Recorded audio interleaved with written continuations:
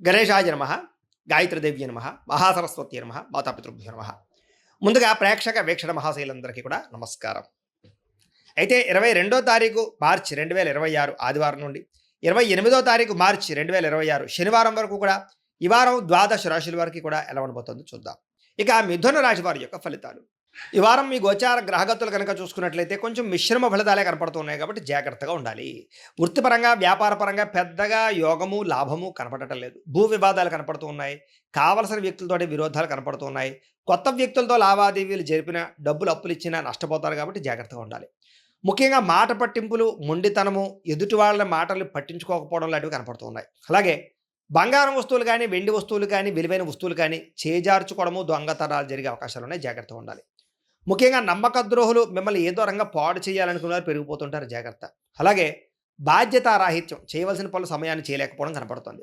అలాగే మీకు ప్రేమించే వాళ్ళు, మీకు సహకరించే వాళ్ళ మీద కోపడ్డం లాంటివి కనపడుతుంది. ఏదైనా అగ్రిమెంట్లు కుదుర్చుకునేటప్పుడు రాతకోతల విషయంలో జాగ్రత్త వహించాలి, లేకపోతే నష్టాలు ఉంటాయి.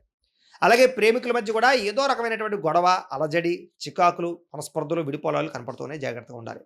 అలాగే మిత్రులతో వివాదాలు, మాట పట్టింపులు కనపడుతూ ఉన్నాయి. అలాగే క్రయ విక్రయాల్లో నష్టాలు బాగా కనపడుతూ ఉన్నాయి కాబట్టి పొలాలు, స్థలాలు, గృహాలు కొనేటప్పుడు ఎక్కువ జాగ్రత్తలు తీసుకోండి. డాక్యుమెంట్ వెరిఫికేషన్స్ తీసుకోండి. వచ్చే ఆదాయం కన్నా ఖర్చు అధికంగా కనపడుతుంది. జాగ్రత్త. ఆరోగ్యపరమైన విషయాల్లో ఇబ్బందులు కనపడుతున్నాయి. అనారోగ్య సమస్యలు పెరుగుతున్నాయి. జాగ్రత్తగా ఉండాలి. అలాగే పెట్టుబడులు పెట్టేటప్పుడు కూడా తప్పుడు ఇన్వెస్ట్మెంట్లు చేయడం వల్ల సమస్యలు కనపడుతున్నాయి. జాగ్రత్తగా ఉండాలి. ముఖ్యంగా కుటుంబ ఖర్చులు విపరీతంగా పెరిగిపోతూ ఉన్నాయి. తత్తు జాగ్రత్తలు తీసుకోవాలి. అలాగే అప్పుల బాధల నుంచి బయటపడలేని పరిస్థితులు, క్రెడిట్ కార్డు బిల్లు, ఈఎంఐల బిల్లులు సమయానికి కట్టలేని పరిస్థితి కనపడుతుంది. ఎక్కువ జాగ్రత్తలు తీసుకోవాలి. ముఖ్యంగా నిరుద్యోగులకి అతి కష్టం మీదే ఉద్యోగ అవకాశాలు కనపడుతూ ఉన్నాయి. అలాగే ప్రభుత్వ ఉద్యోగస్తులకి పని ఒత్తిడి అధికంగా కనపడుతోంది. ప్రైవేటు ఉద్యోగస్తులకి ఉద్యోగపరంగా ఎదుగుదల లేకపోవడం కనపడుతోంది. కోరికలు, శారీరక వ్యామోహాలు, అనవసరమైనటువంటి సంపర్కాలు, వివాహేతర సంబంధాలు కనపడుతూ ఉన్నాయి. చాలా జాగ్రత్తగా ఉండాలి ఈ వారం.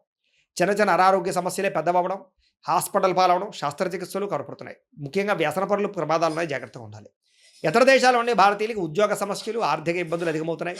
ముఖ్యంగా నరఘోష అధికంగా కనపడుతోంది. ప్రయాణాల్లో ప్రమాదాలు కనపడుతున్నాయి. వివాహ సంబంధాలు కూడా కుదిరి వెనక్కి వెళ్ళిపోవడము, అనవసరమైన గొడవల్లో ఇముడీకృతం అవ్వడము, ప్రేమికుల మధ్య దూరం జరిగే అవకాశాలు కనపడుతున్నాయి. అలాగే భార్యాభర్తల మధ్య కూడా అనుమానపు ఆలోచనలు పెరిగిపోతున్నాయి. గృహ నిర్మాణ పనులు ఆలస్యం అవ్వడము, డబ్బులు వృధాగా ఖర్చు అవ్వడము జరుగుతోంది. అలాగే బ్యాంకు లావాదేవీలు సరిగ్గా సాగకపోవడము, ప్రయాణాల్లో ప్రమాదాలు, ధన నష్టము కూడా కనపడుతుంది. జాగ్రత్తగా ఉండాలి. దూర ప్రయాణాలు వాయిదా వేసుకోండి. విదేశీ ప్రయాణాలు, వీసాలు రిజెక్ట్ అయ్యే అవకాశాలు ఉన్నాయి. జాగ్రత్త పడండి. విద్యార్థులకి చదువుకునే సమయంలో ఆశయం లేకపోవడం వల్ల, ఒక గోల్ లేకపోవడం వల్ల, చదువు విలువ తెలియలేకపోవడం వల్ల, పోటీతత్వం లేకపోవడం వల్ల, బద్ధకము వల్ల, లేజినెస్ వల్ల చదువు పాడే అవకాశం ఉంది కాబట్టి చాలా జాగ్రత్తగా చదువుకోండి. ఉద్యోగస్తులకి అనుకోని చికాకులు, ఉద్యోగ కార్యాలయాల్లో అస్వస్థత, అనవసరమైనటువంటి ఆందోళన, పై అధికారి యొక్క ఒత్తిడి, మెంటల్ స్ట్రెస్ కనపడుతుంది. స్త్రీలకి భర్తతో విభేదాలు, మానసిక అశాంతి, విరక్తి ఆలోచనలు కనపడుతున్నాయి. వ్యాపారస్తులకి పెట్టుబడులు తగ్గ లాభాలు కనపడటం లేదు.